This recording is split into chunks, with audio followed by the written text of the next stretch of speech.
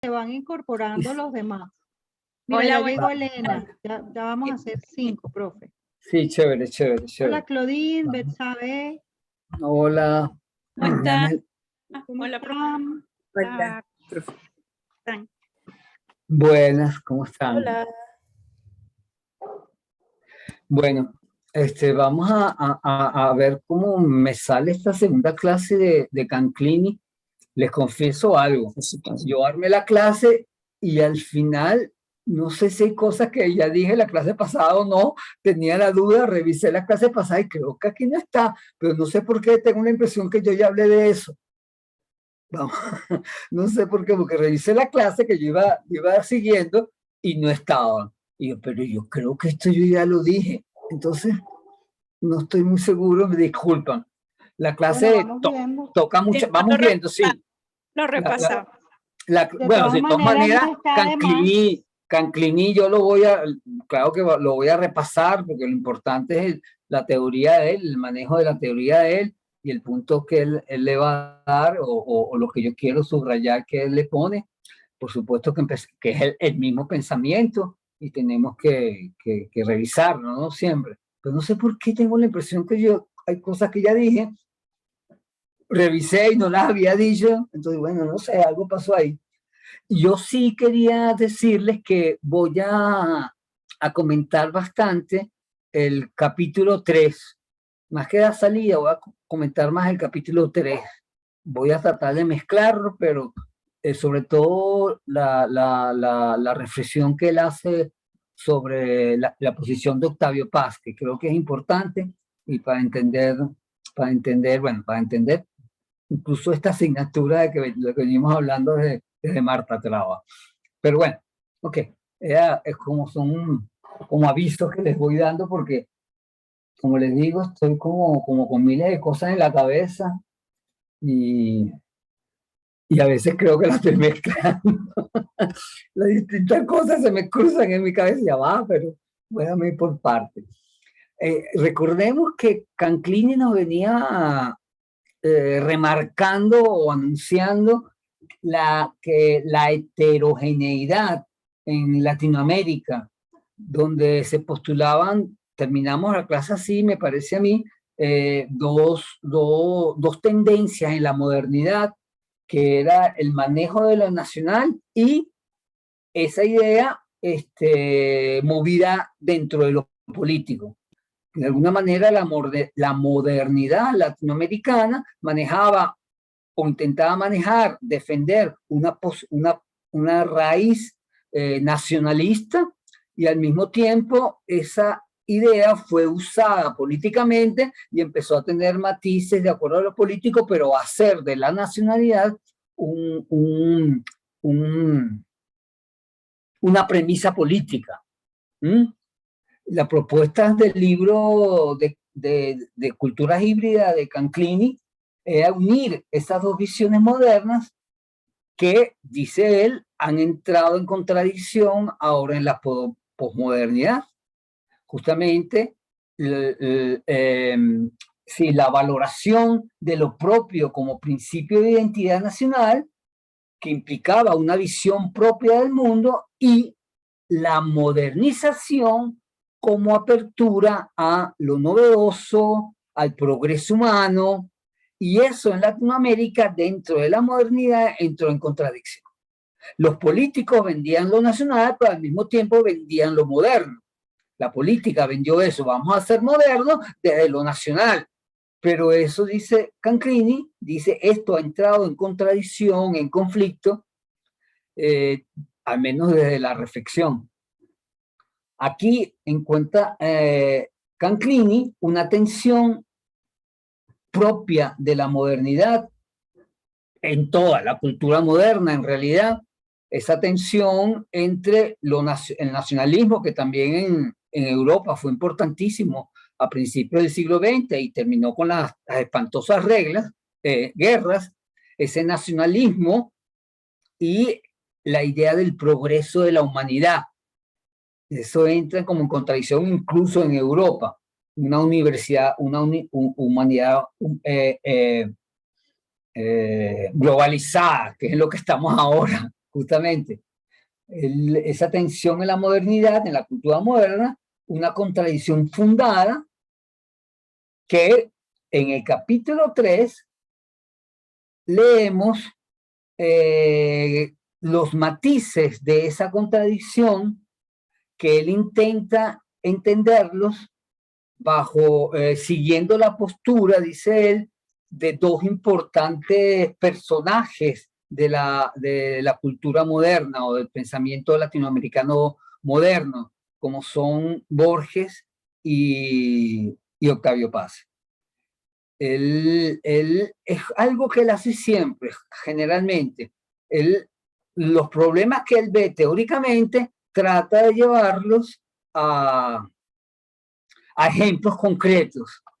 En este caso, él está hablando en este capítulo sobre la combinación o las relaciones que se están estableciendo entre el arte culto, el llamado arte culto que tanto defendió la modernidad, y el arte culto manejado por el arte de masas, por los medios de comunicación, por la televisión, en el caso concreto que va a hablar de la experiencia de Octavio Paz, sobre todo, pero también la de Borges, de cómo se enfrentan esos dos defensores del arte culto, esos dos ejemplos y modelos del arte culto, cómo ellos se mueven en el comercio y en el comercio de las redes sociales, cómo se han movido. Entonces eso se convierte en el tema de reflexión de este capítulo. Justamente la postura de Paz ante la modernidad, que es donde yo me quiero afincar en esta clase, le da pistas a Canclini para plantear su visión del problema latinoamericano ante la modernidad y la heterogeneidad que de entrada plantea la misma modernidad. Cuando sacaba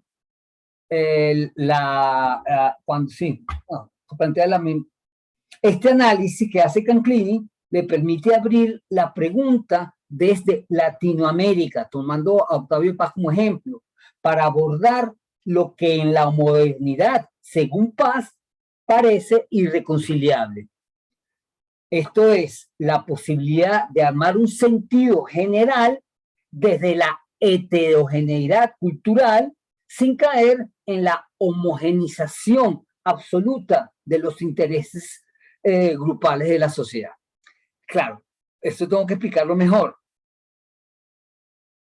Pero tengo que explicar, sí, el problema está de ahí. Ya Octavio Paz va a reconocer o va a leer que desde los modernos, desde la poesía romántica del siglo XIX, la modernidad que deja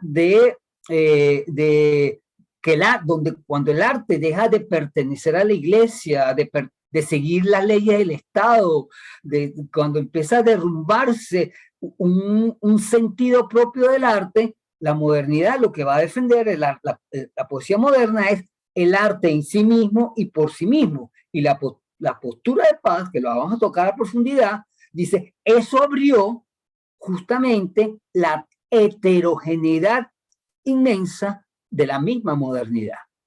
Como si se hubiese abierto el sentido del humano en la modernidad y, cosa que se hicieron los románticos, se pusieron a marcar posiciones de los artistas geniales tratando de armar sentido. Y eso trajo, según la lectura que hace Paz, una polivalencia de sentidos que coloca al arte dentro de un espacio sagrado, creador de mitos, pero los mitos se multiplican y se multiplican y se multiplican hasta el infinito. Y que la modernidad está precisamente caracterizada por esa heterogeneidad. ¿Me están siguiendo?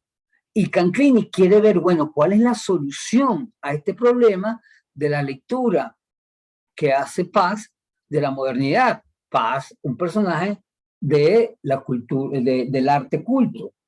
Para Canclini, esa contradicción que es propia de la modernidad, que no pasa solamente en Latinoamérica, sino en todas partes, en Latinoamérica se agranda y se radicaliza precisamente por el carácter colonizante que tenemos los latinoamericanos, que vivimos 30 siglos, 300 siglos bajo la colonia norteamericana. Tenemos una tendencia a absorber todo, como decía Lezama Lima, a que todo lo recibimos y a todo le damos vueltas, lo trabajamos de otra manera, todos nos los tragamos, como decían el movimiento antropófago de Brasil. Y aquí, si la modernidad de las colonias es heterogénea, nosotros somos 15 veces más heterogéneos que ellos.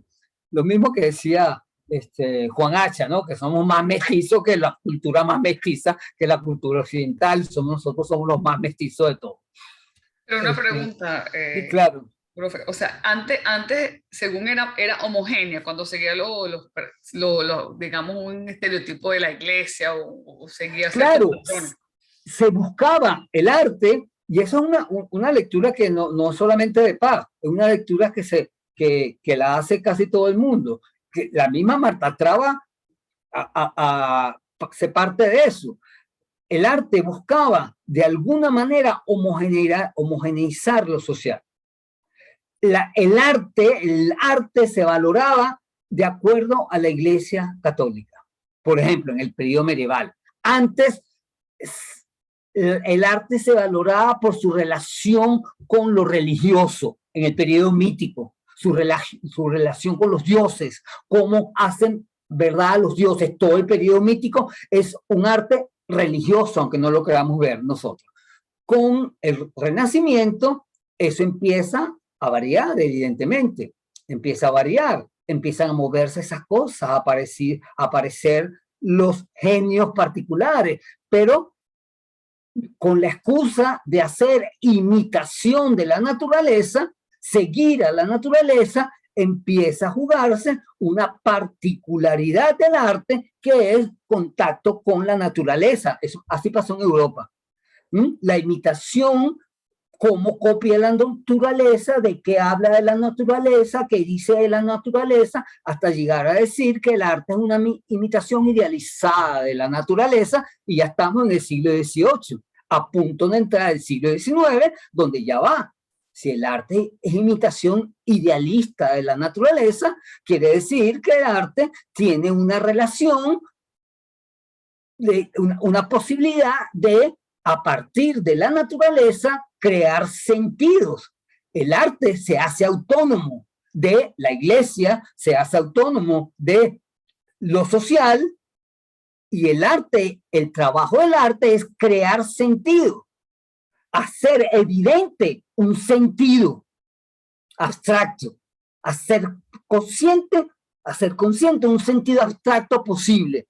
Y bueno, de paso lo voy a explicar después, pero no importa. Pero y el romanticismo va justamente a decir esa actividad de imaginariamente crear sentido, que es la actividad del artista, que eso lo plantea Kant, es la actividad del artista, crear símbolos imaginarios sobre verdades difíciles de entender, pero que me lo muestran así, directamente. El arte es religioso, o se acerca a lo religioso precisamente por eso, se acerca al sentido de la vida precisamente por eso, porque imaginariamente hace símbolos, hace mitos, símbolos de lo que los románticos llamaron el inconsciente.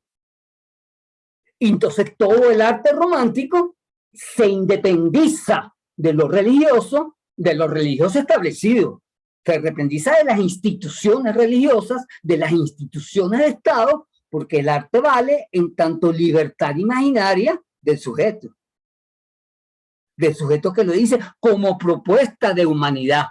La modernidad lo maneja así.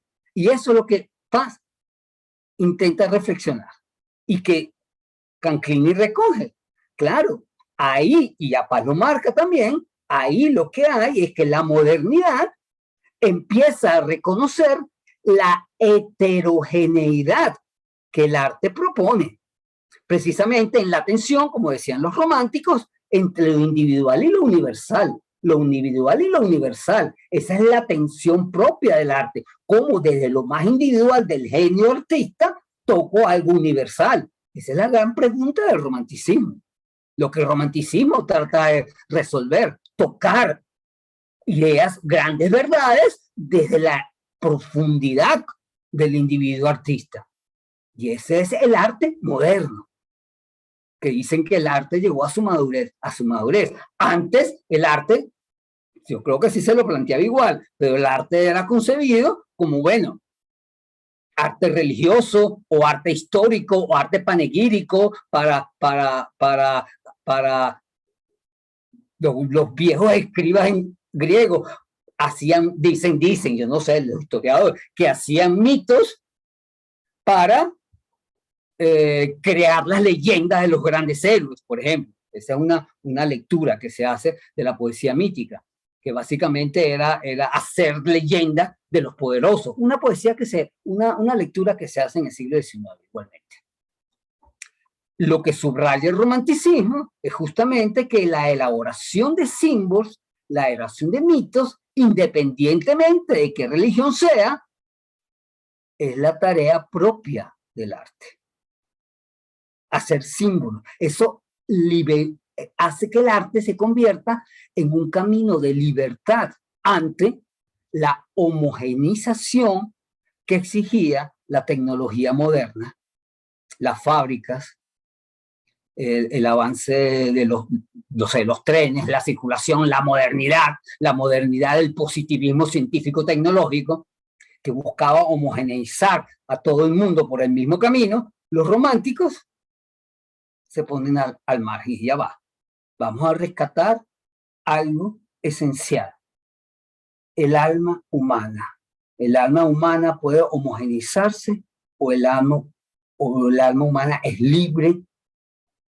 Claro, ¿y cuál es la libertad que queda? La de la ciencia que nos lleva a esta modernidad. No, la libertad, van a decir los románticos, la libertad está en que yo creo mis propios sentidos, que el hombre es capaz de crear el sentido de su vida. Y para crear sentido hay que volver a lo esencial, que es la creación de mitos. Volver a lo que supuestamente hacían las culturas primitivas. Claro, como decía Schiller, volvemos a los mitos, dándonos cuenta que ya pasamos por la historia de la razón. Entonces tenemos que volver a crear mitos, pero ya con una historia de razón que tiene 19 siglos, por lo menos.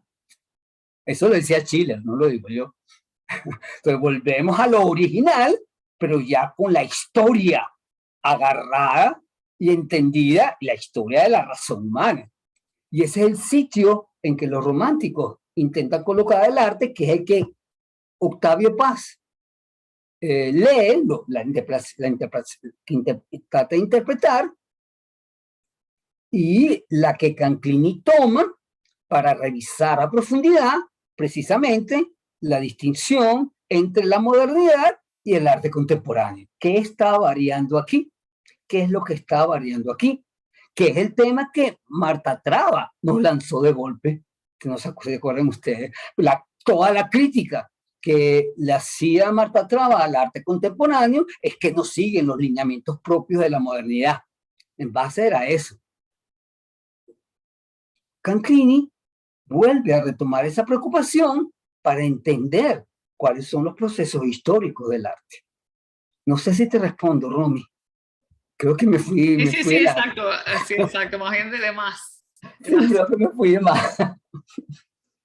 Canclini se detiene en la posición de Octavio Paz, precisamente, pues en él hay, dice Canclini, una influyente perspectiva sobre los cambios simbólicos producidos en la modernidad desde el romanticismo. Entonces él quiere leer esa lectura que hace Paz de esos cambios simbólicos que empiezan a darse en la modernidad.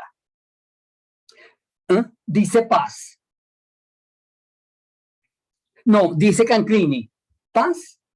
Y ahí empieza una crítica bastante particular de Paz, de Canclini a Paz. Dice, Paz es un prototipo, primero que todo, es un prototipo del escritor culto. Paz no es un escritor cualquiera que escribe por necesidad expresiva, Paz es el típico escritor culto que hace literatura culta, poesía culta. Primero, dice, ¿por qué es culto?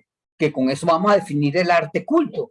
Porque las exigencias formales de las obras exigen unos saberes implícitos que no son propios de todo el mundo. Arte culto se puede definir así.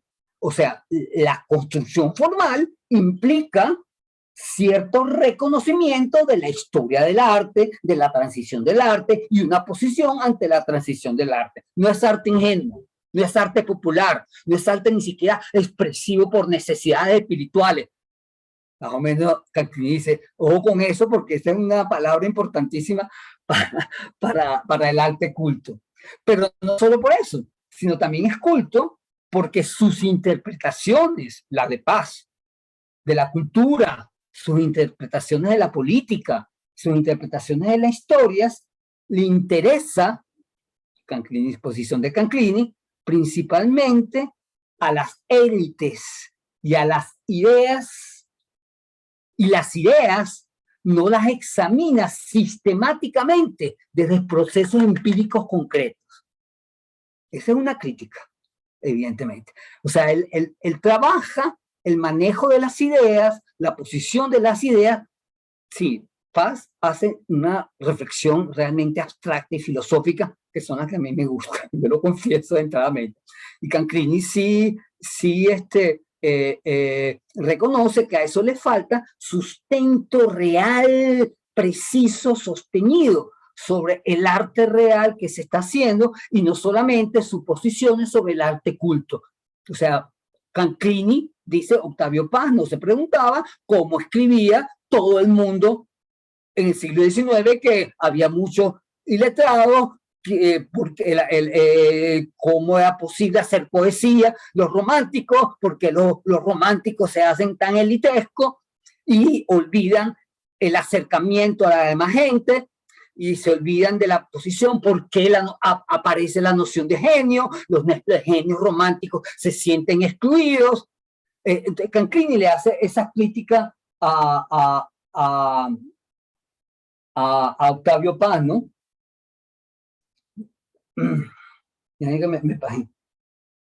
Ahora, Canclini remarca que la posición de Octavio Paz como literato y como pensador de la cultura defiende la postura antimoderna, industrial y tecnológica para defender la libertad artística que se remite a la antiquísima formulación simbólica de mito. Y aquí vamos al asunto esencial.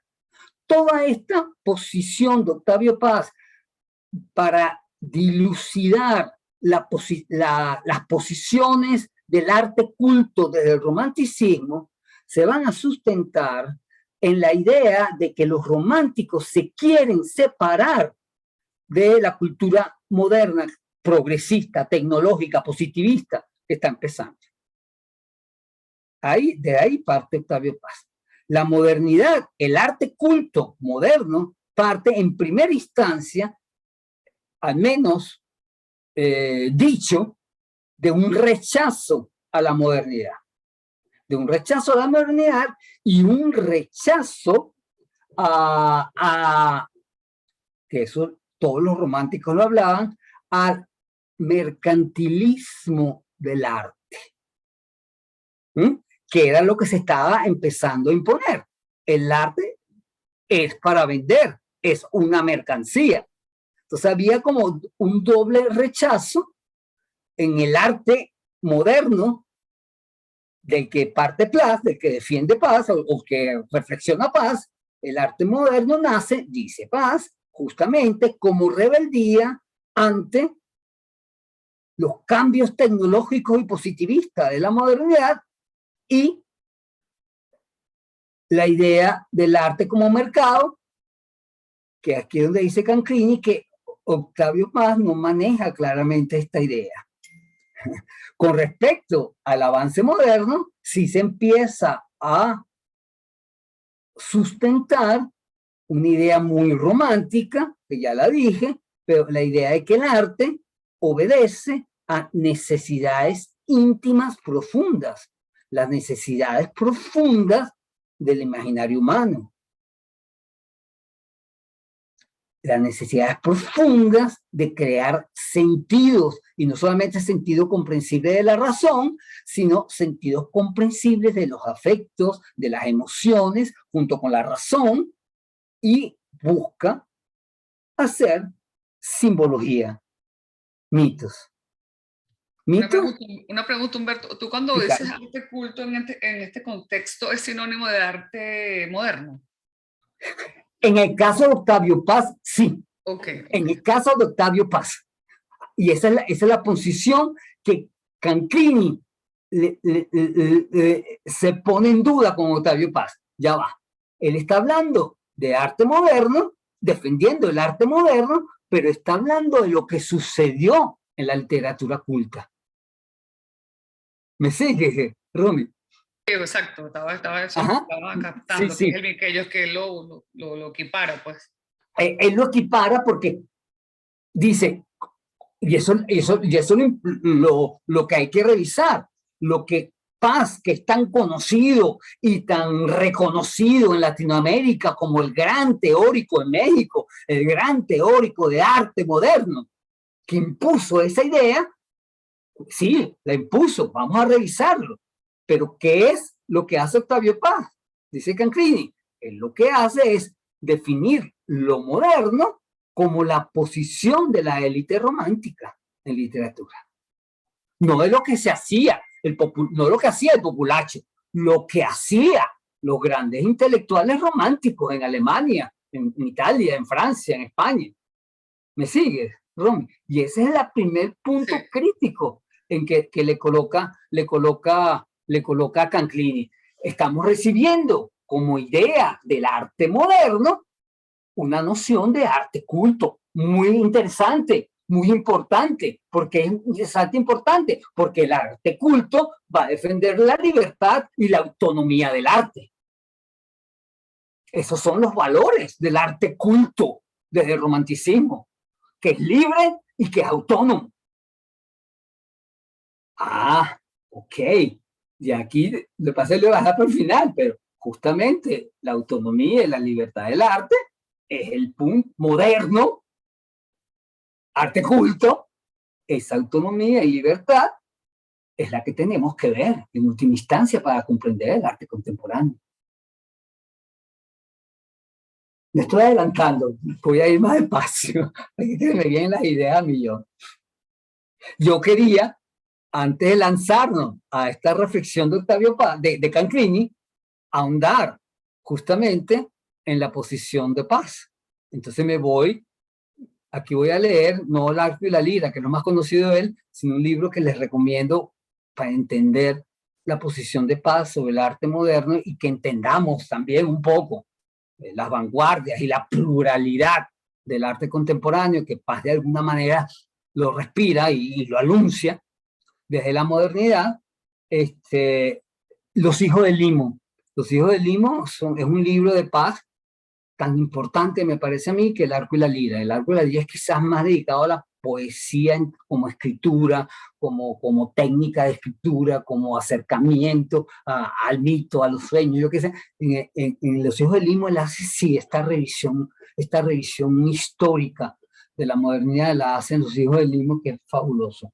Ahora, no es solo, lo que yo leo en Paz, y voy a leer aquí, es que habla de una posición interna de los poetas de finales del siglo XVIII y del todo el siglo XIX ante la nueva situación moderna que coloca la actividad artística bajo criterios industriales. Para Paz son los artistas en general, no solo él en particular, sino los artistas en general, los que quisieron verse como los protectores de una tradición antigua, tan antigua como la filosofía, o más antigua que la filosofía, que la modernidad estaba destruyendo. Esas son ideas del propio Paz. Los románticos lo que van a hacer es rescatar una manera de acercarnos a la realidad muy antigua y que se ha más o menos trasladado hasta la actualidad gracias a pequeños movimientos dentro del pensamiento, como son los neoplatónicos, la tendencia neoplatónica, y en última instancia la exposición de algunos ilustrados que siguen el camino del neoplatonismo realmente. Él se va a agarrar del neoplatonismo realmente. Pero, ojo, no es solo Paz quien atiende este proceso de la modernización como un rompimiento, o un cambiar la actividad íntima del alma humana o de la humanidad. Hay otro pensador que se llama Albert Benjamin, que escribió antes de Paz y que yo sigo mucho, que se llama El arma romántica y el sueño. Un libro que me recomendó a mí López Pedraza hace 10.500 años. Que él decía que le encantaba. Y sí, un libro como para leer uno joven, porque tiene todo el romanticismo del idealismo romántico. Albert Benjamin también hace lo que hace Paz. Y lo hace, Albert Benjamin sí lo hace, lo que Canclini le critica a Paz, que no va directamente a los ejemplos. Albert Benjamin sí lo hace. Albert Benjamin empieza a estudiar a los poetas franceses particulares, a los poetas italianos particulares, su relación particular cada uno con lo religioso, y ahí va armando lo que sería el arte romántico. Es decir, Benjamin lo hace registrando los propios escritos de los primeros románticos que hablaban ya de los caminos simbólicos del arte en pos de una verdad intuida, como suponían todos los románticos, que había sido como una verdad intuida, que el arte como en pos de una verdad intuida, que ha sido el camino del arte desde siempre. El arte siempre van a tratar de intuir una verdad absoluta, la verdad religiosa. Así lo maneja también Canclini. Y los románticos se van a apoyar justamente en eso. Estoy pensando en Schelling, en los filósofos, en Solger, pero también puedo pensar en Schiller, en Goethe, que escribieron mucho sobre eso. Es decir, existe Benjamin, una de las cosas fundamentales que hace el romanticismo es retomar la creación mítica del ser humano. Claro, antes las culturas primitivas hacían mitos porque no comprendían la existencia, porque te imaginas, andaban por la naturaleza se les presentaba como inmensa y ellos elaboraban un mito para relacionarse con algún sentido con la naturaleza. Dice, los románticos quieren volver a ese sitio, pero como dije antes, sabiendo que ahora ese sitio depende del yo absoluto, de la conciencia misma del ser humano. El arte llega a la mayoría de edad, dice también María Zambrano cuando lee esto. El romántico quiere volver a la poesía primitiva, a la creación de mitos, pero sabiendo que la creación de mitos, que la imaginación, es siempre humana. Como dice Zambrano, no sabemos si los dioses existen o no. Lo que sabemos de los dioses son los caminos que nos puedan señalar para nosotros transitar. Y la modernidad, lo que ocurre es que cada quien quiere transitar por el camino que su Dios le marque. Ya están viendo lo heterogéneo de todo, lo difícil de todo. Y es desde esta suposición que los románticos defendieron la libertad del arte ante la tecnología moderna. Solamente una conciencia mítica puede mantenerse libre de la conciencia positivista de la ciencia y de la tecnología. Albert Benjamin sostiene que es ahí, en ese intento de diferenciar lo verdaderamente humano del avance de la modernidad, es que nace el arte romántico, el arte moderno. El arte moderno es de entrada una crítica a la sociedad moderna, la sociedad tecnológica. De entrada.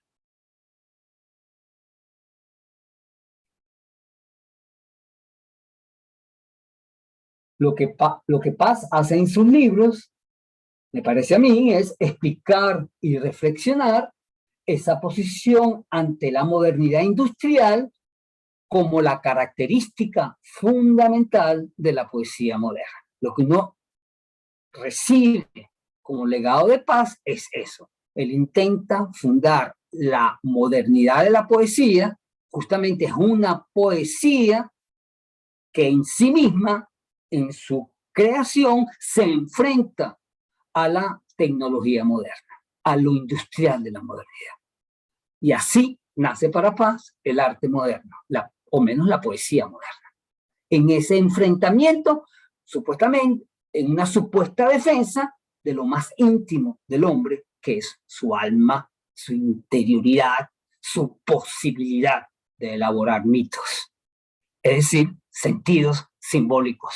Mitos en este caso son directamente sentidos simbólicos. El arte se hace autónomo en tanto elabora sentidos simbólicos que empiezan desde lo particular, pero aspiran lo absoluto y lo universal. Yo me atrevería a decir que era eso lo que Paz buscaba como poesía. No me atrevería a decir eso, yo creo que sí lo hacía, pero Canclini lo toma como tan radical, y sí, yo creo que sí lo hacía, creo que en eso Paz es romántico, porque el romántico, lo interesante en Paz también es que él va a decir, no lo dice así nunca explícitamente, pero en el Arco y la Lira, él reconoce esta trayectoria, no la trata fuertemente, pero reconoce esta trayectoria, y sí, toda la creación poética del Arco y la Lira tiene un punto como de intimidad sagrada por parte del poeta y del creador. Intimidad sagrada que no se deja arrastrar por la ciencia y la tecnología, sino una intimidad sagrada que toca los complejos profundos del alma humana. No sé si lo estoy diciendo muy pomposamente, pero es mi manera de entenderlo, ¿no?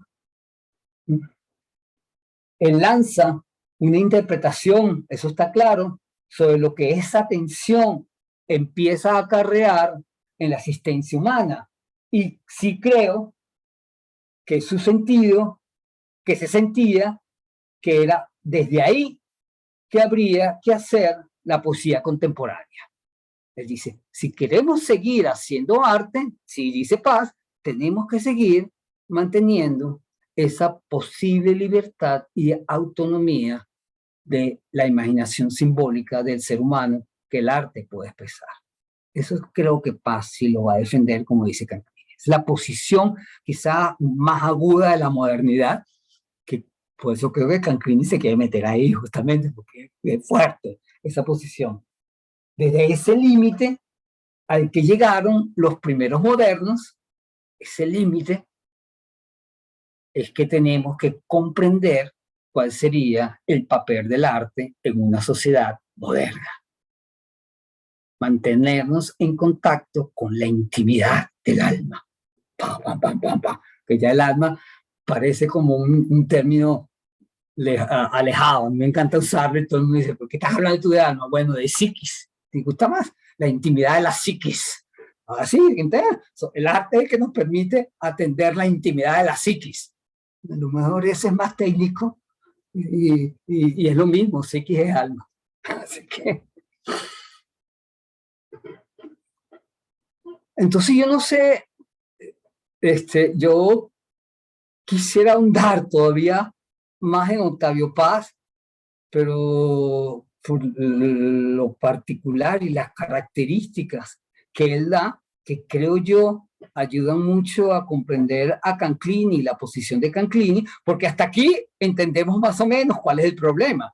Entendemos que Canclini quiere revisar hasta ahora si el arte moderno, como se concibió como arte culto, puede seguir funcionando aquí. ¿Mm? Es eso, y esa es la duda que pone Octavio Canclini, esa es la duda que pone Canclini ante Octavio Paz.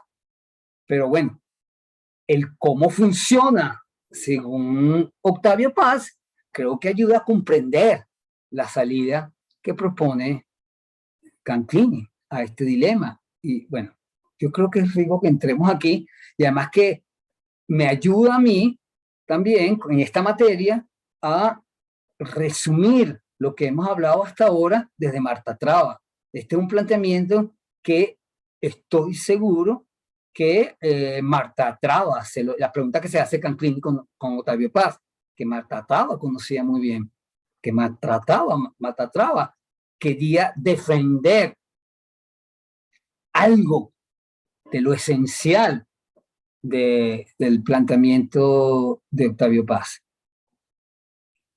¿Mm? Entonces creo que es mejor tocar un poco Octavio Paz para ahondar en esto. Octavio Paz dice en Los hijos del Limo directamente, desde su origen, la poesía, está hablando de poesía, él no habla del arte, sino de la poesía. La poesía moderna ha sido una reacción frente, hacia y contra la modernidad, la ilustración, la razón crítica, el liberalismo, el positivismo y el marxismo. Así lo dice Octavio Paz. La poesía moderna ha sido siempre una reacción crítica ante la modernidad, la ilustración, la razón crítica, la kantiana, el liberalismo económico, el positivismo y el marxismo como revolución.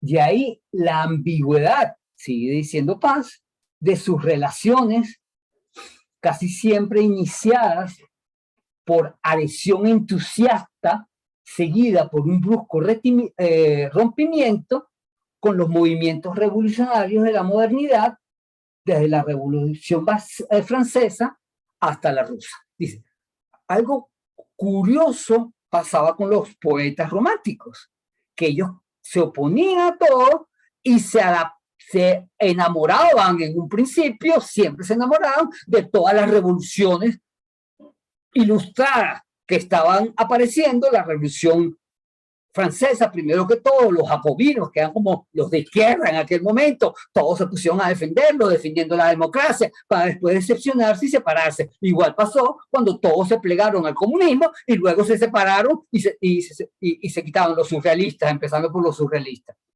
La modernidad siempre se ha caracterizado por un anhelo revolucionario que se empata con la modernidad, que siempre busca lo nuevo, que eso es propio de lo nuevo, para inmediatamente separarse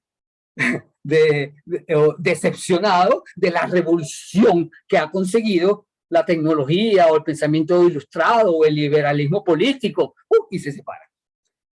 Para Paz, ese ha sido como el gran arco que caracteriza el conflicto del arte con el racionalismo, que es lo que ha marcado la tradición poética que desde siempre acostumbró a buscar un fundamento originario, aunque de manera conscientemente, solo desde el romanticismo. Esas son las posturas de Octavio Paz.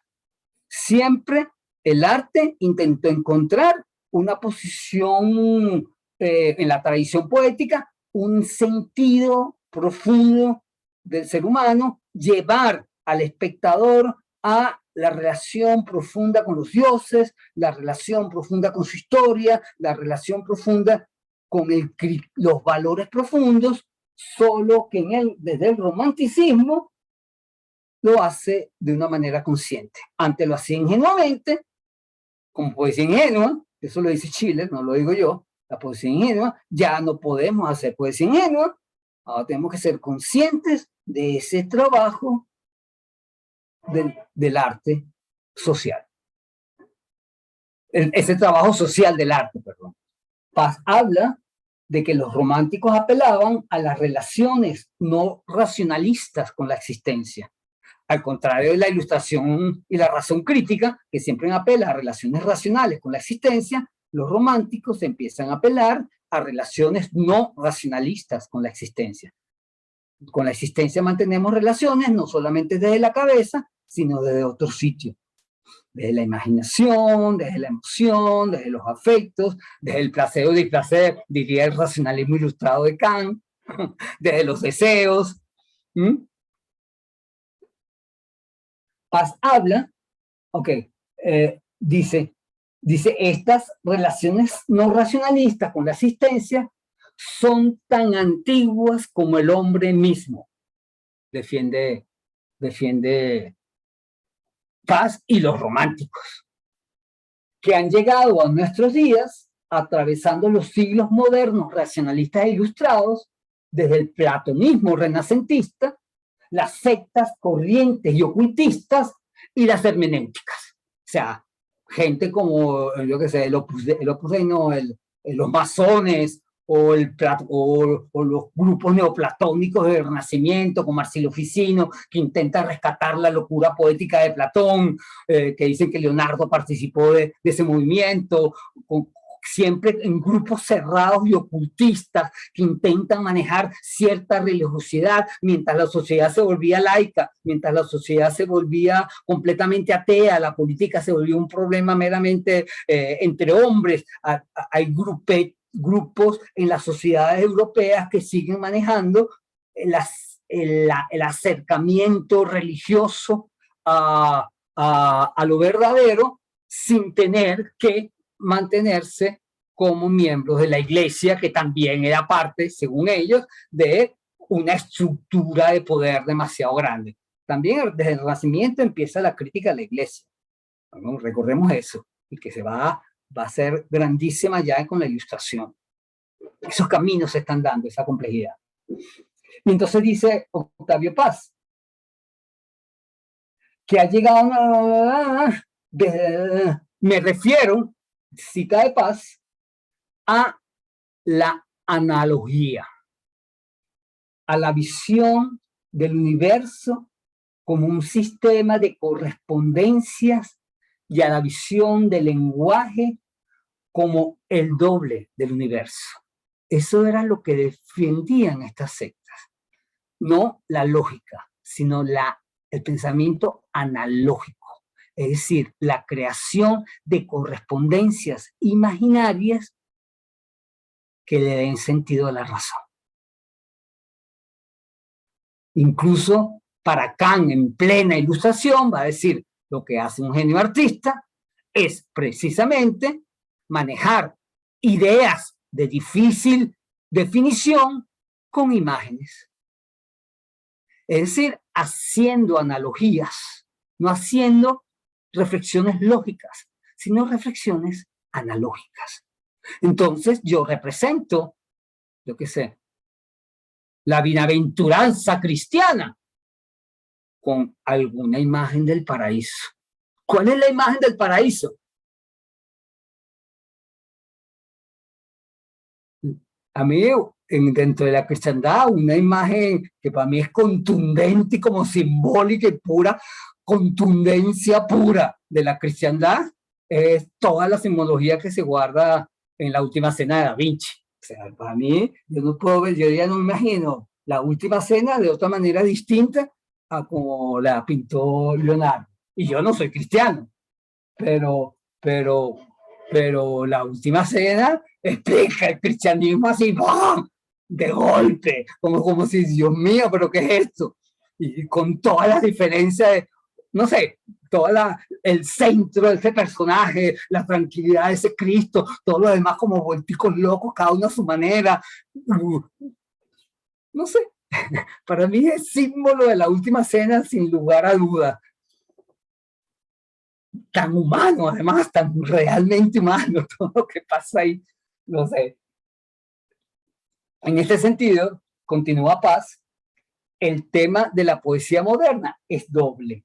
Por un lado, es un diálogo contradictorio con y contra las revoluciones modernas y la religión cristiana.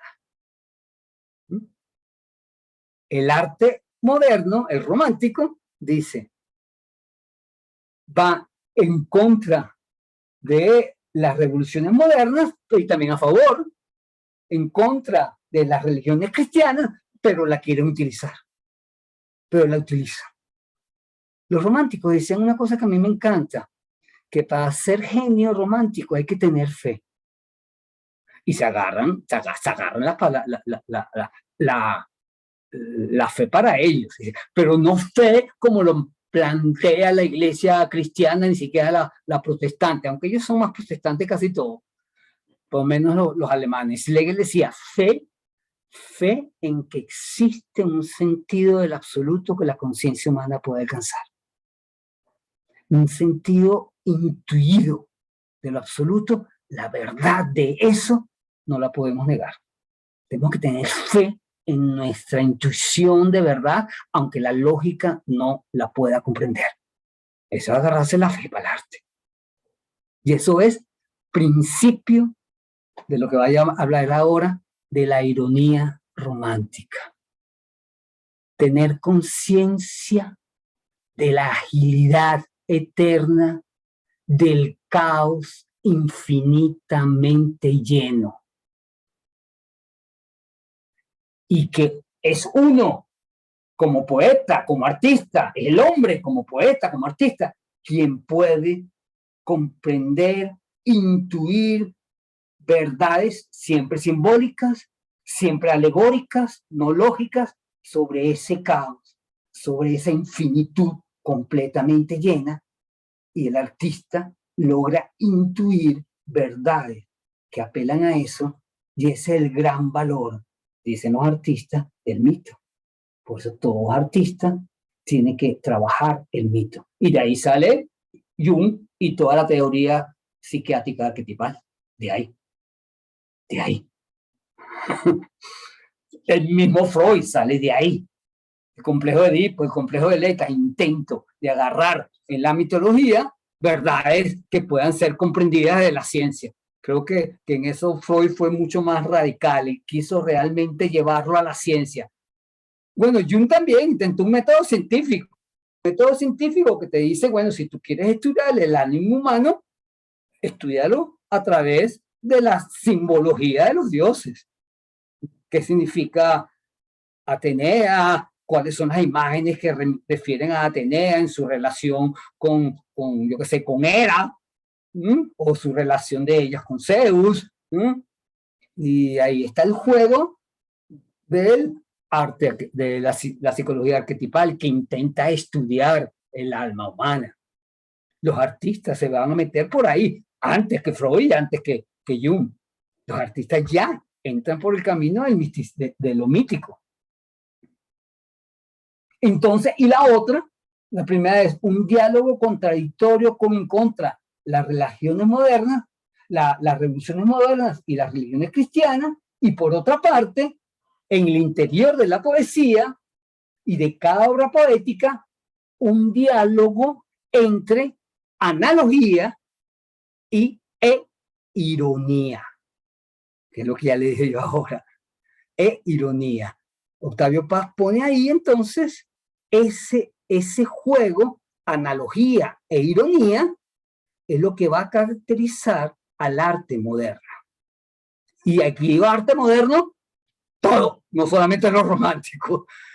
Y no solamente, no lo digo yo, sino que a partir de esta lectura de Octavio Paz y de muchos otros, porque no solamente Paz plantea esto, se habla de la ironía del cubismo, de la ironía del surrealismo, del juego irónico propio de las vanguardias, porque lo que fundamenta el arte moderno es que es un juego alegórico, pero también cierta ironía del manejo de sentido, que es lo que le permite la ironía, la paradoja, plantear lo paradójico del sentido.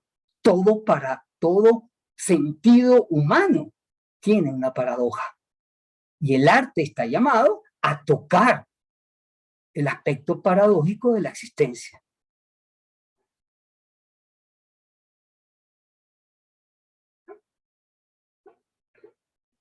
están siguiendo me están siguiendo. Yo sé que estoy siendo un poco abstracto. Quizás estamos demasiado. siguiendo, pero hay que Sí, estamos leemos a siguiéndote. Octavio Paz para... Ok, no, pero esto también, esto lo pueden leer realmente, hoy en día prácticamente el romanticismo ya se entiende generalmente así. Se entiende generalmente así. Lo que quiero yo resaltar, que resalta Paz, el romanticismo plantea que la labor de la psiquis humana es una labor que se establece, una relación que se establece con la realidad que no parte de principios racionales y lógicos como se hace la ciencia, sino que parte de juegos analógicos de la imaginación que exigen una conciencia atenta al mundo, pero hasta cierto punto separada del mundo, que ellos van a llamar ironía. Los románticos la llaman, Schlegel la llama ironía. Y más, Schlegel dice, la ironía viene del poeta Novalis, que escribió puro texto duro. Él empieza a escribir poesía muy joven a partir de la muerte de su gran amada, y todos sus textos de la noche oscura, del camino hacia lo oscuro, el camino hacia lo hondo, hacia la oscuridad. Y el mismo Novalis, tratando de reflexionar cómo escribía él poesía, él decía, yo necesito un toque de Witz, que en alemán significa de truco, de bruma, de distancia. Para poder hacer arte necesito separarme de lo más profundo, de lo más doloroso de mi alma, para poder trasladar eso al lenguaje poético. Y esa es una definición importantísima, porque decía el mismo Novalis, si yo me dejo atrapar por el sentimiento, no salgo de ahí. No salimos del sentimiento. Y el arte sí trabaja con los sentimientos, porque la analogía, la imaginación trabaja con los sentimientos. La analogía es un trabajo imaginario, y la imaginación es la sensibilidad movida hacia adelante, como decía el viejo Hobbes inglés, un personaje de la filosofía. La imaginación es el despliegue de la sensibilidad. Que hace que juega, la loca de la casa, la llamo yo, que juega y empata nociones y hace juegos analógicos. Bueno, ese juego se hace imposible, decía Novalis, si no tengo un toque de Witz. Y ese Witz es lo que su amigo Schlegel va a llamar ironía. Un pequeño toque de ironía que necesita el genio creador para tocar las profundidades del alma que lo están comiendo a él, o matando a él, o revolviendo, por no ser tan drástico, al propio escritor, sí, porque están hablando de poesía. No sé, Romy, si te entiendo mal. Dice, va a seguir. La ironía revela, dice Paz, la dualidad de lo que parecía uno. La escisión de lo idéntico. El otro lado de la razón. La quiebra del principio de identidad. Y todos los poetas románticos empiezan a decir, yo soy el que no soy, yo soy el otro, yo soy muchos. Y ese es un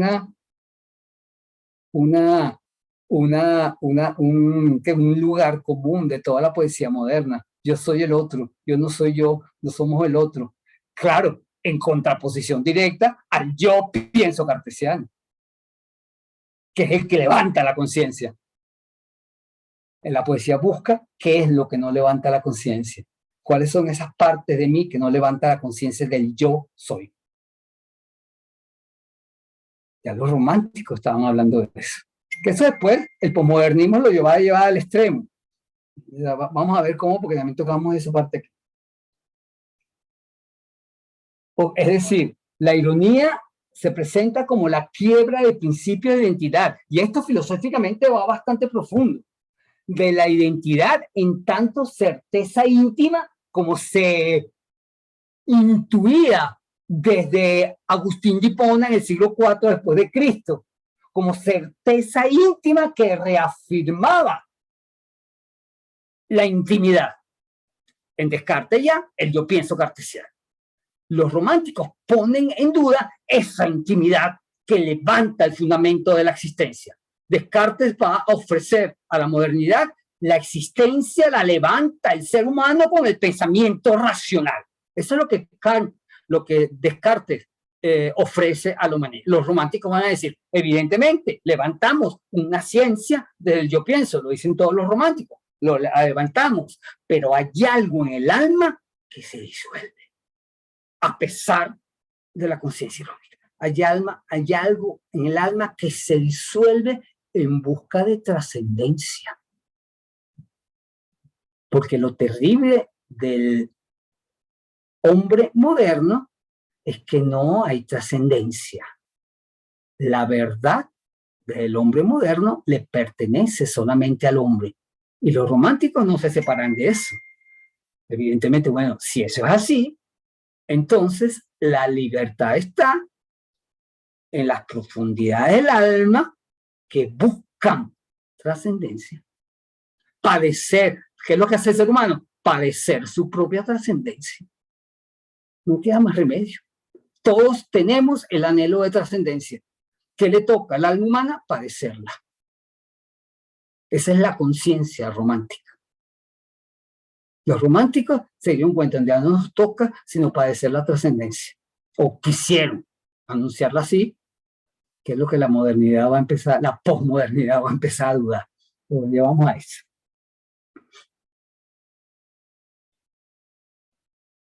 Dice, ¿cómo se revela todo esto? Claro, y eso ya es un tema del siglo XIX. La angustia nos muestra que la existencia está vacía, que la vida es en última instancia muerte, que el cielo es un desierto. Y ahí se quiebra la religión católica, la quiebra de la religión. Lo que trajo el siglo XIX es la imagen de la muerte de Dios, cosa que también es verdad. A partir del 19 es que se empieza a hablar Dios ha muerto. Dios ha muerto, pero nosotros seguimos buscando sentido trascendente.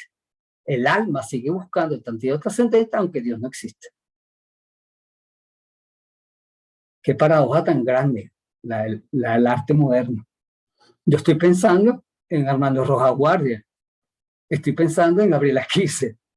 La búsqueda de lo trascendente, sabiendo que en el fondo no hay nada sino puro trabajo del lenguaje. Más nada, más nada. ¿Qué es el lenguaje? Lo que el hombre puede abordar, bordar, recrear, no sé cómo llamarlo. También gusta el tejer como sentido mismo de la existencia íntima. El Dios a la intemperie de Armando Rojas Guardia, ese Dios que me abre a la intemperie, donde estoy más perdido que el hijo del Limbe. Ese es mío, eso no es de él. Pero es que estoy perdido, pero yo estoy entregado a la intemperie, porque ahí es donde está lo sagrado, en la intemperie, en la apertura, nada. Rojas Guardia. Para hablar de los venezolanos, yo no sé si creo que aquí hay gente no venezolana, no lo sé. Desde el romanticismo, dice Paz, y cito a Paz, el poeta desaloja al sacerdote y la poesía se convierte en una revelación rival de la escritura religiosa. La poesía se hace la verdad religiosa. Estoy pensando en Hölderlin, la lectura que le hace Heidegger a Hölderlin al menos. Y bueno, yo creo que lo que buscaba Hölderlin, que todo su tormento era que los dioses se habían ido. El vacío del hombre sin Dios. Ese es todo el tema de Hölderlin. El tema de la hermosísima poesía de Hölderlin. En nostalgia por los poetas, por los dioses griegos. En Hölderlin es claro eso, la nostalgia de los dioses que nos abandonaron. Esa nostalgia es la que hace la poesía de Hölderlin. Yo diría entonces, bajo esta visión que nos está marcando Paz, que la poesía se propuso resguardar los espacios religiosos que la revolución industrial y el racionalismo positivista y científicos negaban a las instituciones religiosas establecidas ya como poder, que tampoco tenían ya la fuerza para levantar a todo el mundo, para congregar profundamente al humano, según los románticos, ¿no? Quizás corrompidas ya por luchas políticas, por el poder o por el dinero. Pero, insiste Paz, que a pesar de la crítica del racionalismo ilustrado moderno, la misma racionalismo moderno nunca se atrevió a negar que sí debe haber al menos un orden inteligente del mecanismo natural y funcional del mundo. Idea que, por supuesto, también va a sostener el modernismo religioso de la poesía. De alguna manera, hay alguien detrás sosteniéndonos nosotros. Esa idea también es propia de la modernidad. Sí, estamos lanzados a la modernidad y de alguna manera, al menos en Occidente, hay un orden que de alguna manera sostiene estos cambios heterogéneos y cambiantes que estamos tratando de armar, que tratamos de formar, es lo que garantiza ese orden general que podamos hablar de humanidad, de que todos somos humanos por igual, de que todos tenemos los mismos derechos, de que todos somos iguales ante la justicia humana, porque tenemos una noción unitaria, la noción de humanidad, que se sostiene imaginariamente sobre una unidad general. Llámela Dios, llámela deber ser, como hizo Kant, llámela como quieras llamarla.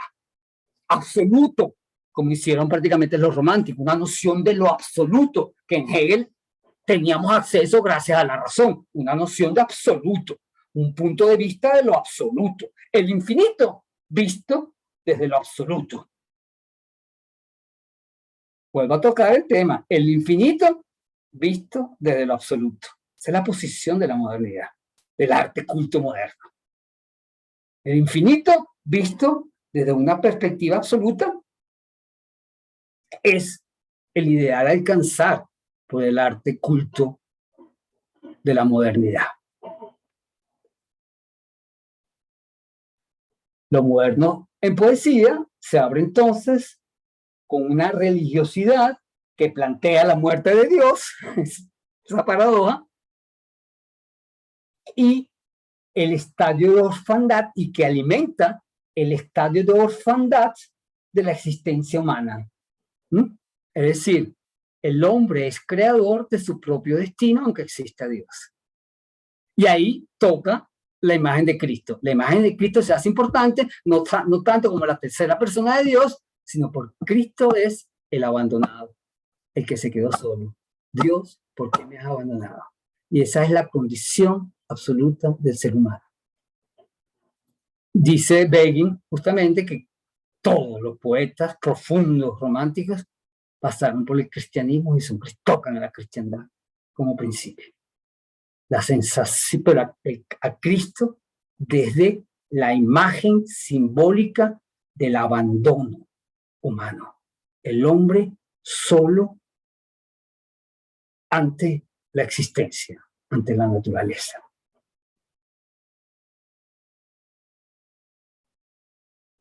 Es una especie de cristianismo sin Dios, así lo llama Octavio Paz. El romanticismo es una especie de cristianismo sin Dios. El arte moderno se levanta de una noción, una tensión cristiana, pero sin Dios. Vaya tarea la del cristianismo. Consecuencias en la poesía moderna.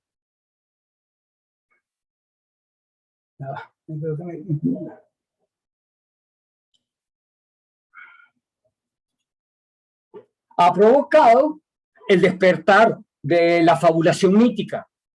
Eso está claro, ¿no?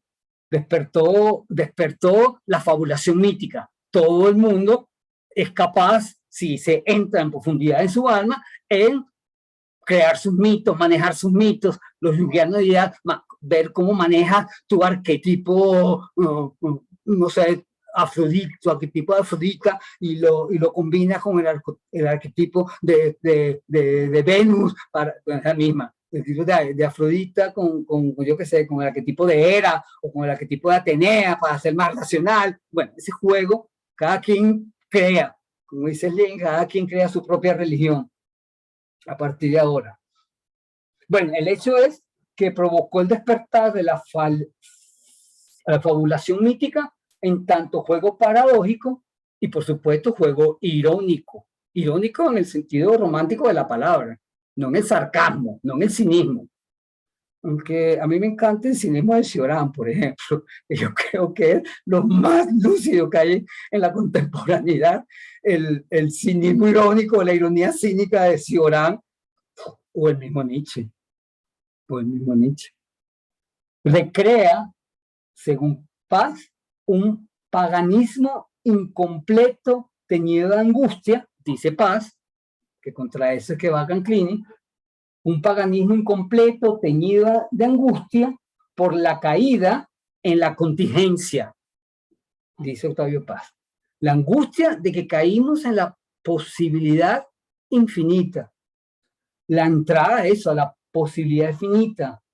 Es decir, no hay sino un infinito frente a la humanidad, y desde la humanidad nada es absoluto, todo es posible, incluso la fe en ese infinito que defendían los románticos. Estamos entonces ya desde la modernidad, según Paz, plantados ante el infinito. Y lo moderno se caracteriza justamente, según Paz, por eso. Cristo sigue siendo una figura fundamental para la poesía romántica en tanto símbolo de la orfandad humana, que ya hablé de esto. Entonces, volvemos a García Canclini. Si no hay ningún comentario sobre Octavio Paz, ganas de que ahonden algo especial, traté de resumir un libro, bueno, no es tan gordo, pero un librito bastante rico y divino de leer, la verdad. Déjame ver si lo tengo, para que lo vea. Sí, un librito, este librito. Traté de resumir este librito, que no es tan fácil. Claro, me busqué también lecturas y cosas, pero bueno, para poder manejar esto. Pero Octavio Canclini leyó este libro. Canclini leyó este libro y es justamente desde ahí que él empieza a revisar, ya no tanto el libro, no es que va a criticar el libro, sino la postura de quien escribió este libro ante la cultura contemporánea, ante, en este caso especial, ante el mercado del arte, que es una de las críticas que supuestamente tiene todo el arte moderno. Criticar la razón y criticar el mercado del arte. Bueno, ¿qué pasa entonces con Octavio Paz, que defiende esta posición y el uso que él hace del mercado del arte? Ahí hay una paradoja, empieza a decir Canclini. Pero retomemos a Canclini. Primero, él hablaba que la modernización trajo la posibilidad de un campo cultural donde exista un ámbito simbólico independiente a los poderes sociales, estatales o religiosos. Es decir, la modernidad descubrió la libertad artística, que es la que hemos hablado más o menos, ¿no? Eso es verdad, y él lo reconoce, y es así. Si algo grande hizo la conciencia romántica, es darle libertad al creador. Eso no se puede negar. Y, por otra parte, el discurso de los artistas que alimentan esa independencia, en el caso de Octavio Paz, o todos los románticos, se sustenta en las críticas al Estado, fundamentalmente, crítica a la situación de la modernidad y crítica también al mercado de las artes. Y aquí entramos en un conflicto que el mismo Hegel le había planteado al romanticismo, él que era romántico, pero se lo plantea al romanticismo, pero ya va. Si tú eres un artista genial, irónico, que sabes por intuición qué es lo absoluto y puedes ofrecernos una experiencia de lo absoluto gracias a tu obra, ¿qué pasa si tu obra no es reconocida? Te equivocaste. Si tu obra no es vendible, te equivocaste. Te deprimes, claro. Los artistas entran en una depresión, lo dice mismo Hegel. Entran en una depresión porque ellos, como creen en su famosa ironía, y su famosa ironía que juega con todo, le han quitado valor a cualquier verdad histórica, a cualquier verdad de la justicia social, cualquier verdad de la realidad del mundo. Y ese es el gran pecado, decía ya Hegel, del romanticismo, o de lo que Paz llama del arte culto. O sea, la independencia, la libertad, te desvincula de lo social, si lo llevas por ese lado. Esa crítica es la que Canclini, manejado ya más antropológicamente, lo maneja, se lo plantea a Canclini. Y en realidad ese tema del arte, esa paradoja del arte, incluso algunos románticos ya estaban conscientes del. Sorgel, por ejemplo, que es un romántico de Jena, él ya planteaba la idea de que él llamaba la dialéctica negativa del arte. El arte aspira a lo ideal, a lo absoluto, a lo pleno, pero lo aspira desde la materia. O sea, negando lo absoluto, negando lo pleno, porque se particulariza en una sola cosa. Y esa particularización niega lo absoluto. Claro, deja la posibilidad de la experiencia estética. Y ya no vale tanto la obra, sino la experiencia simbólica que ofrece. Fíjense lo que estamos tocando aquí, ¿no? Y la otra manera en que también se vio claramente esta paradoja y que la resolvió de una manera genial, a mi modo de ver, y lo vamos a tocar en esta materia, la idea de la mercancía pura de Baudelaire.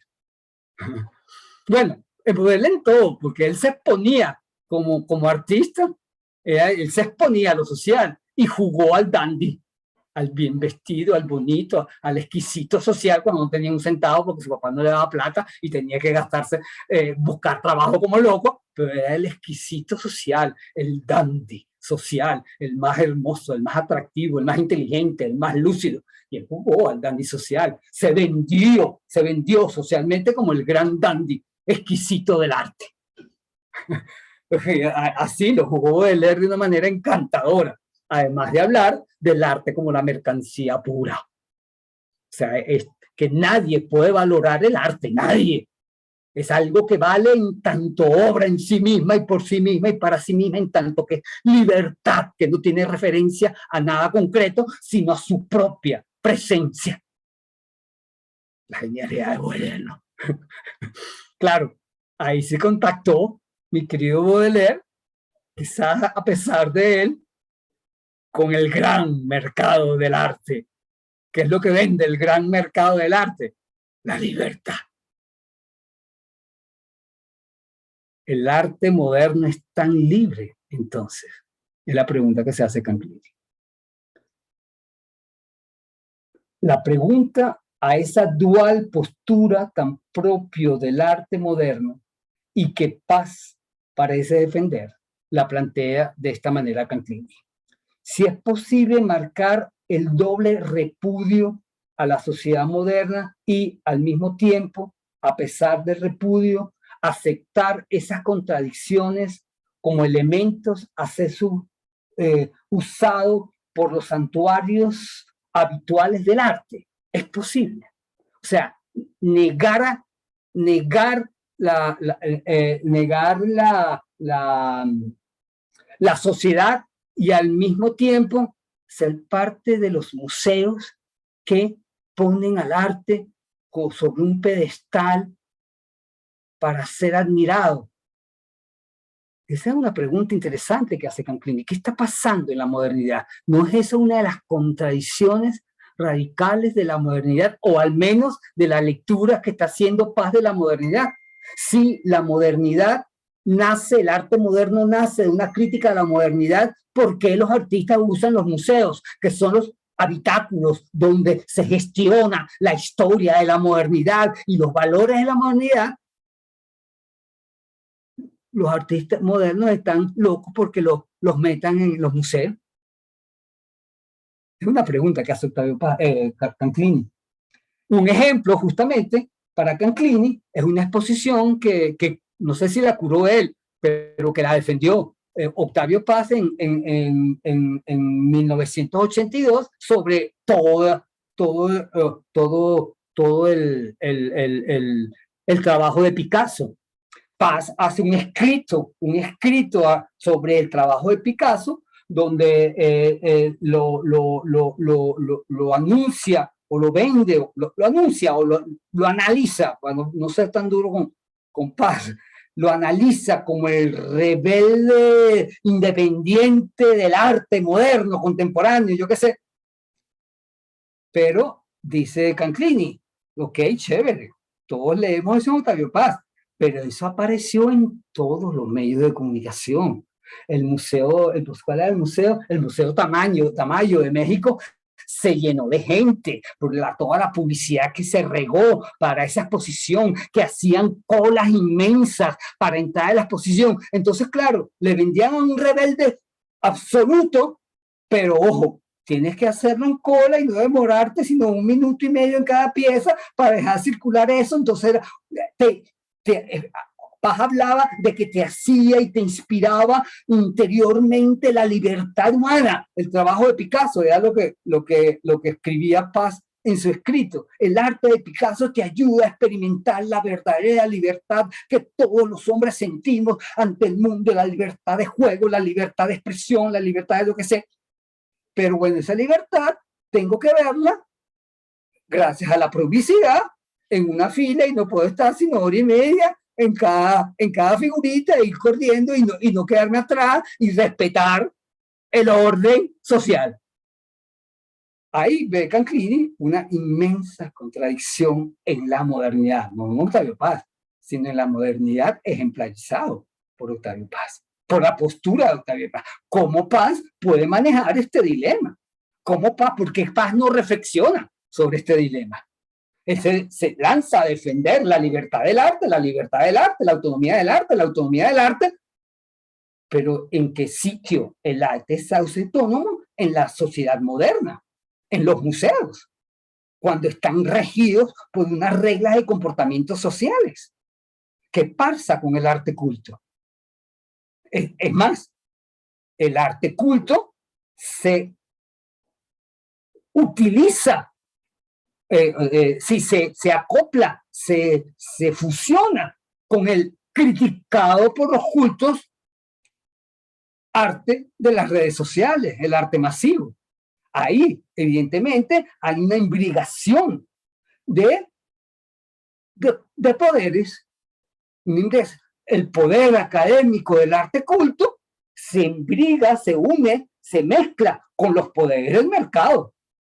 Los poderes del mercado que manejan las redes naturalmente, porque eso es ello. Las redes funcionan en tanto mueven mercado, porque nacieron para eso. Y ahí hay una imbricación de poderes, que es lo que él le llama la atención. La modernidad, lo que ha pasado en la modernidad es precisamente que esta supuesta libertad del arte lo que ha hecho es mezclarse de maneras extrañas con lo que más rechazaba, la democratización del arte culto, que es un proyecto de la modernidad, hizo que los poderes se volvieran más oblicuos, que hablamos la semana pasada, es que los poderes no se manejen con tanta precisión como se pensaba que se manejaban en la modernidad. Ajá.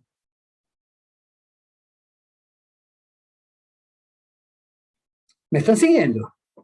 Que yo voy como muy rápido. Yo sé que tú me sigues, mi querida Claudine. No, sí, sí, sí. No sé si Gabrielita me sigue. Sí, siguiéndote. Okay. Bueno, tenemos que fajarnos a volver. Bueno, despacito porque ahora vamos ya a Canclini de lleno. Sí. Quisiera como que habláramos un poco de eso. Estoy contando una historia. Vamos a ver qué es lo fundamental de esta historia. Lo fundamental de esta historia es que el arte moderno se plantea como una rebeldía contra la sociedad moderna.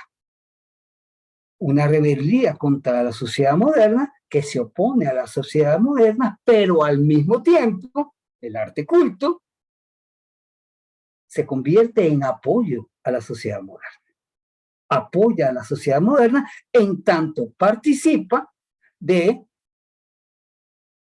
los lugares habituales de simbología social. Los museos, ¿qué son? Los museos son receptáculos de la simbología humana y están respetados socialmente por justamente sus valores de culto, de cultura humana. Y el valor, el gran valor de la cultura humana es un valor de la sociedad moderna. Se fue todo el mundo. Nos quedamos 4 nada más. Ya es hora de cerrar. Y hay 2 personas que se excusaron porque tenían que salir una cena, Betsabe y Elena estuvo. Bueno, Elena, disculpa. sí. Bueno, sí, que ya estamos terminando, pero me falta cerrar con Canclini. Pero bueno, yo creo que aquí ya lo puedo resumir.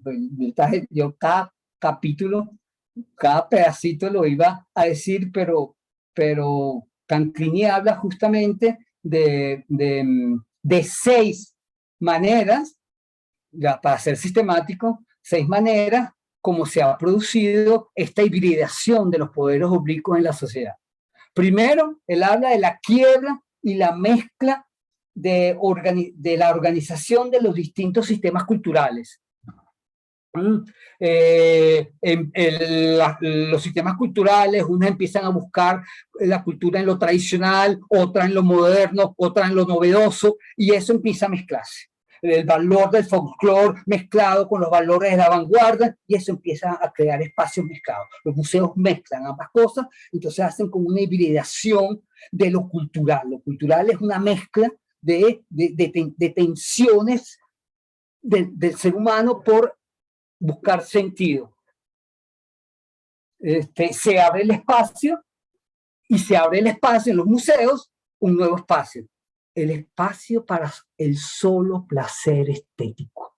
Como si el solo placer estético fuera algo fundamental para hacer culto.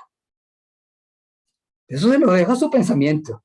El arte lo que tiene es que me da una inspiración y llena mi vacío. Me ofrece un placer estético que abre mi pensamiento y me deja explayarme en mi imaginación y en mi sensibilidad y en mis matices más profundos del alma. Tremendo valor. Primera manera de hibridación. La segunda manera, que la es más complejo, pero la otra manera es que también produjo esto una desterritorialización de los procesos simbólicos. Ahora no solamente, y hay que saber esto, no solamente es el arte culto el que hace procesos simbólicos, también es el arte masivo, también hace procesos simbólicos. Y por supuesto la tradición sigue haciendo arte simbólico, que esto ya lo hemos hablado con Hacha, eso da muy claro. Es decir, que hay ya el territorio de la elaboración de símbolos, no es solamente el territorio del arte culto, es el territorio de todo. El arte de la publicidad, más todavía. El arte de la publicidad es un gran espacio de manejo simbólico. No hay un territorio exclusivo para manejar lo simbólico. Ya el arte, esa idea pretendida de que el arte maneja lo simbólico, la modernidad empezó a destruirla. Ahí están las grandes propagandas que a veces son hermosas y uno le dice, Dios mío, qué propaganda tan bella, porque ahí también se maneja cierto manejo para vender, todo para vender, evidentemente, pero de una manera que uno se queda como encantado viendo la propaganda, o el videoclip, yo qué sé, los más comerciales. O sea, el manejo simbólico ya no está en el arte puro, y eso lo creó la modernidad. Ha mostrado las contradicciones de la modernidad más fuertemente. Otra manera, habla él, otro asunto que provocó la hibridación cultural fue la pérdida de sentido de ciudad. Y aquí sí, esto sí es muy, muy fino, en Canclini. ¿Cuál es la ciudad ahora? ¿Dónde está la ciudad? ¿Para qué sirve la ciudad sino para vendernos cosas? ¿Quién se comunica íntimamente yendo a la plaza a leer libros, a conversar con los vecinos? Todavía los viejitos de la Plaza Bolívar están, yo creo que no están. En la Candelaria sí hay algunos siempre. El otro día estuve por allí y todos los viejitos se reúnen a hablar. Pero la sociabilidad, el trato individual de tú a tú con lo otro, se da donde en los museos con el arte. Porque en los vermichás lo que vamos menos a ver arte, lo que vamos a conversar y hacer socialidad. Quizás en el arte se da, ¿no? Los vermichás siempre son un momento rico social hasta la llegada de la pandemia. Hasta la llegada de la pandemia, que ya radicalizó todo. Ahora, la intimidad nos la planteamos hasta en televisor, ante la radio, en la época de Canclini, ante el internet. Ahí nos planteamos nuestra intimidad y nuestras reflexiones sobre los símbolos sociales y lo que nosotros creemos de ellas. La televisión, la que nos está marcando la pauta en ese sentido. En lo político incluso, donde vemos hoy en día lo político, vamos a los meetings. Mira, a lo mejor sí, algunos vamos, pero los políticos yo me entero todo ahora por Twitter. Las discusiones en Twitter. La guerra de Ucrania, ¿qué sabemos de la guerra de Ucrania? ¿Qué sabemos incluso de la pandemia? Lo que nos llega por Twitter. En la pandemia se radicalizó eso. ¿Cómo sabíamos cómo iba el problema de la vacuna y la vacunación y todo eso? Lo supimos por los medios. Nuestra intimidad comprometida, tratando de solucionar por lo que recibimos en los medios. O sea, ¿dónde está el sentido de ciudad? ¿Cuál es la ciudad contemporánea? ¿Cómo la reconocemos? El papel de la ciudad. Evidentemente la ciudad quedó solo para el espacio de ir a comprar comida, ir a comprar las cosas que necesitemos, conversar un poquito, caminar de aquí para allá y volvernos para la casa, vivir nuestra intimidad en la casa. Invitamos a los amigos, antes de la pandemia invitábamos a amigos, pero la ciudad se hace un espacio, digo yo, el arte se hace gesto particular, dice él. El arte se hace ahora un gesto particular, un gesto subjetivo, sin pretensión de sentido totalizador. ¿De qué vale el arte? De que me dé una experiencia concreta a mí. Y ya esto Marta Traba se lo decía, se lo criticaba a los happenings, a los performances, e incluso al pop art. Es la misma crítica de Marta Traba, quizá planteada más inteligentemente, pero es la misma crítica, no sé, mentira, Claudia, para molestarte. Pero es la misma crítica de Marta Traba. O sea, el arte contemporáneo ya no le importa un sentido de totalidad, lo que le importa es marcar un impacto del momento, en el momento. De eso se trata, dice García Klein, el arte contemporáneo, los grafitis, que se van a borrar. Me lanzo a hacer grafitis, que sé que se van a borrar, que se van a destruir. El videoclip, puedo hacer un video que es muy, muy claro, pues es para vender. Una vez que se acaba el videoclip, aparecerá otro.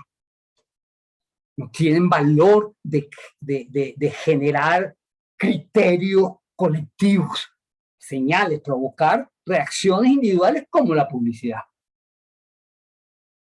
Ahora, esa mezcla que provoca esa hibridación, entonces, provoca también la mezcla de intereses económicos, históricos, estéticos y comunicacionales que ha provocado la modernidad, que suscita ¿qué? Suscita luchas semánticas el juego de símbolos, de sus sentidos. ¿Y quién controla ese juego de símbolos? ¿Quién puede controlar ese juego de símbolos?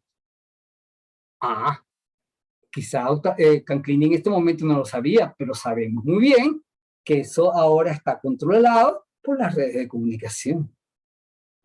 ¿Cómo se llama? Los PIN, o yo no sé cómo se llama eso, los códigos con los que traducen todas las imágenes. Traducen todas las imágenes en unos códigos, y esos códigos ya no se guardan la fotografía, ahora se guardan esos códigos, y con esos códigos es que crean las realidades virtuales.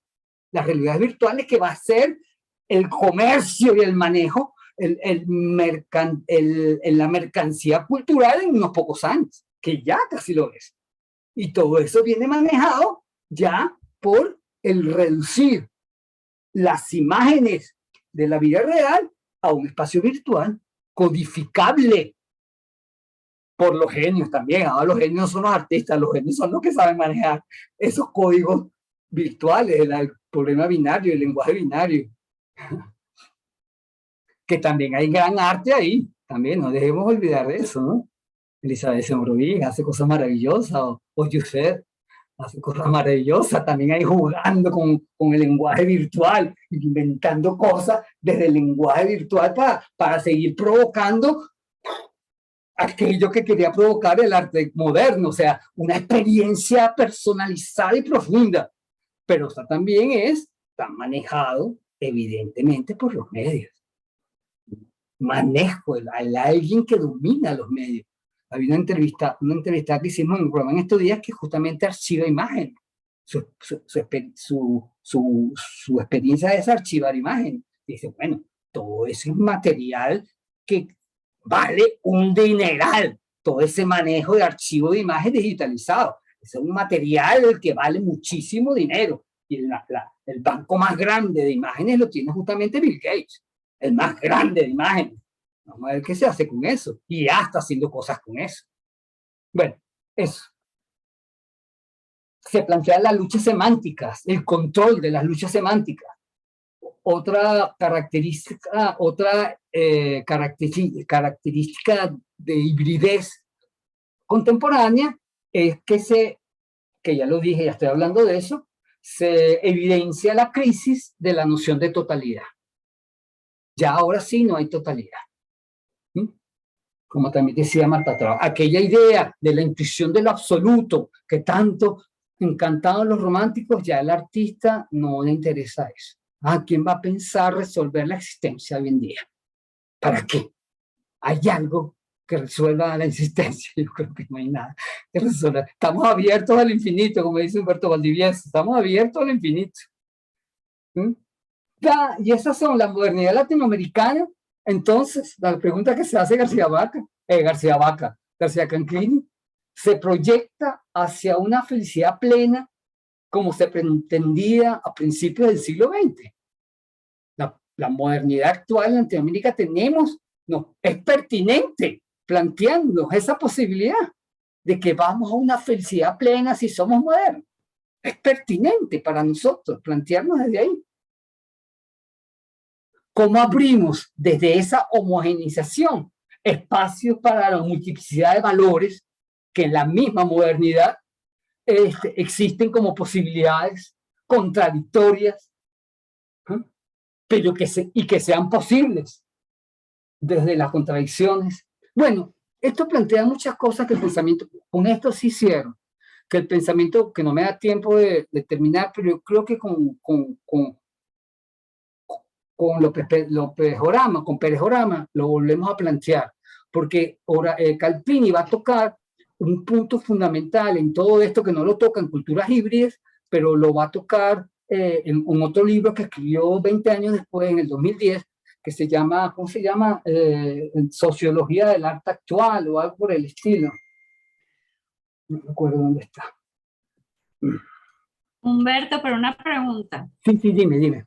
Pero es como que me quedé pendiente, que eran 6 maneras de hibridación, ¿me habías dicho? Yo no, creo que dije 5, bueno, no sé si son 6, déjame ver. Déjame cuántas, yo las tengo aquí, son 5. Ajá, sería la parte de los museos como Ajá, te lo voy a dar los títulos. Ay, sí, por favor. La quiebra y la mezcla de organización de los distintos sistemas culturales. La mezcla de los distintos sistemas culturales, el primero. La segunda, la desterritorialización de los procesos simbólicos. Ajá. De los procesos simbólicos. Esa es la segunda, que Ajá. tiene que ver con la primera. Todas estamos relacionadas. Sí, La tercera, la pérdida de sentido de ciudad, sí. que es fundamental para entender a Canclini. Y la mezcla, la lucha semántica en esa mezcla de intereses económicos, históricos, sociales, estéticos, la lucha semántica, la lucha de símbolos. Que hoy, sí, vemos un espacio, no sé, como Sabana Grande lleno de publicidad y uno sabe para dónde mirar. Sí. Y es peor después, con el tiempo cada peor, sí. Y se evidencia también la crisis de la noción de totalidad, que es como la última consecuencia. Entonces sería la cuarta es la lucha. La mezcla de las luchas simbólicas y la quinta. La quinta es la noción de la crisis de la noción de totalidad. Okay. Esos son los 5 procesos de que habla Canclini. Buenísimo. Había metido 2 juntos, sí. Perfecto. Está buenísimo. A mí me encantó la clase de hoy. Lo que pasa es que estuvo muy llena. Muy llena. Sí, entonces vamos a dejarlo aquí porque sí, yo quería plantear la idea de la inminencia de la obra de arte que se coloca ahí como, o sea, ¿qué pasa en todo eso entonces? Ahora con la libertad y autonomía de la obra de arte. Casi Canclini maneja justamente la idea, la tesis de él va a ser en culturas híbridas, que esa autonomía no es real, no existe, que la obra de arte siempre está circunscrita a quien la lee y quien la vende. Lo que ya decía Juan Hacha. Pero él lo defiende claramente, lo defiende muy argumentativamente. La obra de arte nunca es ni nunca ha sido autónoma. Esa es una mentira, no, una creencia de el arte culto moderno. Pero el arte nunca ha sido autónomo. La pregunta con la que quiero cerrar esto justamente es esa. ¿No será que el arte ha sido siempre un medio y nunca un fin en sí mismo? Que es la pregunta que cierra Canclini. ¿No será eso en realidad? Que la modernidad quiso hacer del arte un lugar de libertad, cuando el arte siempre es un medio para decir cosas, para expresarse, para decir, para marcar postura, para lo que tú quieras. Total. ¿Ves? Desde la iglesia, desde lo religioso. Desde lo religioso. Claro, eso pone en duda, evidentemente, lo que él va a llamar la inmanencia de las obras de arte, que eso sí lo tocamos la semana que viene, que la semana que viene empezamos con López Orama, justamente con Bienales Babel, el texto de él sobre la inminencia de las poéticas, que es como llamó la curaduría de la Festival de Sao Paulo que él curó en el 1912. Y él llamó justamente la inminencia de las poéticas, entendiendo por inminencia el valor de sentido de la propia obra de arte. El valor de sentido, no el valor como objeto, porque con inminencia, Canclini, es un término que introduce Canclini, él quiere hablar lo que los modernos primeros llamaban la presencia de la obra de arte, él lo llama la inminencia, es decir, lo que ella quiere significar a cada uno de nosotros. Ahí hay una inminencia que se escribe dentro de la misma obra de arte. Entonces, Pérez Orama va a hacer un festival que va a titular, un festival de Sao Paulo, un mercado de arte que va a llamar La inminencia de las poéticas. O sea, ¿de qué trata esto? Y es toda una reflexión sobre lo que debe hacer una curaduría en la contemporaneidad, respetando al arte culto o al arte que sea, que es la posición de Pérez Orama, agarrando esta palabrita que introduce García Canclini. la inminencia, el sentido de la obra de arte, ¿dónde queda? Se explica por el resto. ¿Es posible controlar el resto de las lecturas o es algo que sale de la propia obra de arte? Se convierte en un dilema. ¿Aceptamos todas las lecturas de cualquier obra de arte o la que respeten lo que la obra de arte intenta proponer? A veces se convierte en un problema, ¿no? Ese sitio. Si lo que vale es la lectura, pues entonces todas las lecturas valen. Todo vale. Yo puedo decir lo que me dé la gana de Picasso. ¿Dónde queda esa libertad tan conseguida y tan peleada por los románticos de la propia obra de arte? ¿Dónde queda? Bueno, se lo dejo ahí.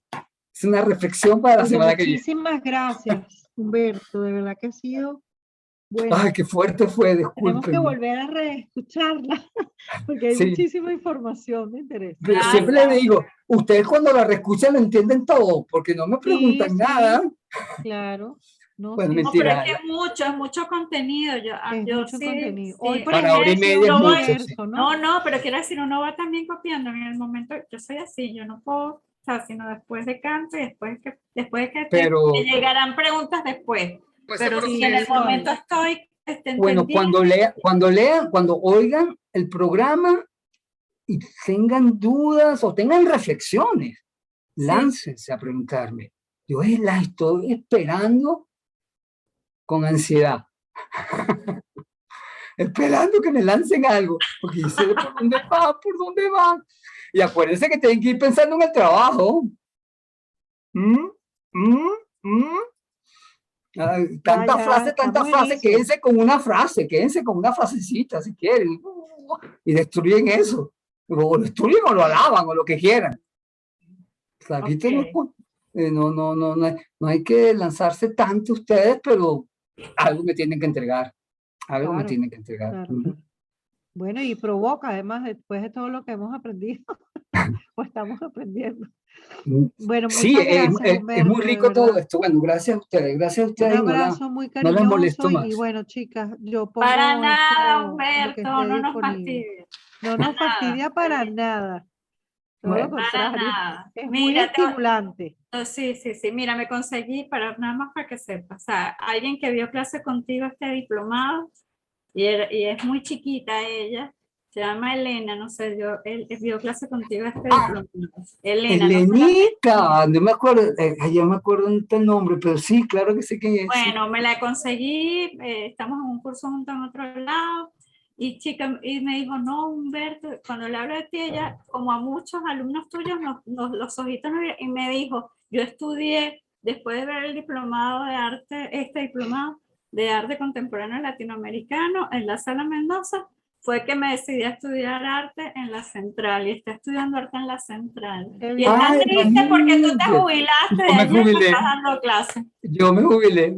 No, y te adora, y para que sepas que eres motivo, ¿sabes? Estímulo para esta generación joven. Bueno, pero si supieras que el año pasado fue el profesor que sacó menos notas en esta asignatura, por eso que este año me estoy fajando como loco. Imagínate. No, pero en la evaluación que hacen, yo fui que peor que él, primera vez que me pasa. ¿En serio? Fue en esta asignatura. Pues no, yo te puedo decir un grupo de alumnos tuyos que te aman. No salí mal, pero no salí también. No, y me dijo, y él hace teatro y no lo ves como da clase tan inspirado. A mí eso fue lo que me motivó y me fui a inscribir en arte en la Central. Y yo le dije... Me jubilé, me acabo de jubilar. Sí, pero para que sepas que tú estás, para que pienses que estas clases valen oro para mucho. Fíjate lo que repercute. Ojalá, porque a veces me parece que fantaseo mucho, entonces quiero reprimirme, ser más metódico. No, a mí me pareció una historia muy bonita que sí te quise compartir, porque sobre todo que es difícil estar en la Central ahorita para estas nuevas generaciones, entonces imagínate que tú todavía sigas dando esos estímulos con esa pasión tan grande. Es difícil, muy difícil. Me parece hermoso.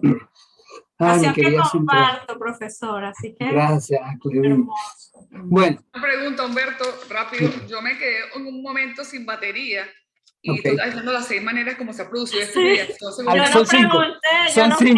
Son cinco, te la vuelvo a decir. Son 5 nada más. Son 5 nada más, que es lo más esquemático que di hoy, así que la repito. Yo puse 5. Déjame ver si las consigo ahora. Una era la quiebra y mezcla de lo... Ya vamos a ver, ya la conseguí. Primero, la quiebra y mezcla de la organización de los distintos sistemas culturales. Esa está clara. La segunda, la desterritorialización de los procesos simbólicos. ¿Quién elabora procesos? Desterritorialización de los procesos simbólicos.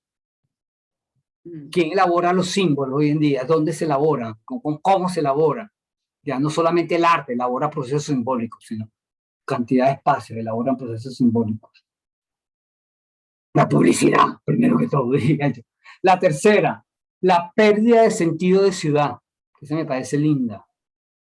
Que ya la ciudad es otra cosa. Ya a la ciudad no vamos sino para comprar. Yo por lo menos. Yo no voy a Caracas sino voy a tener que comprar algo. De repente estoy encerrado aquí, en mi casa.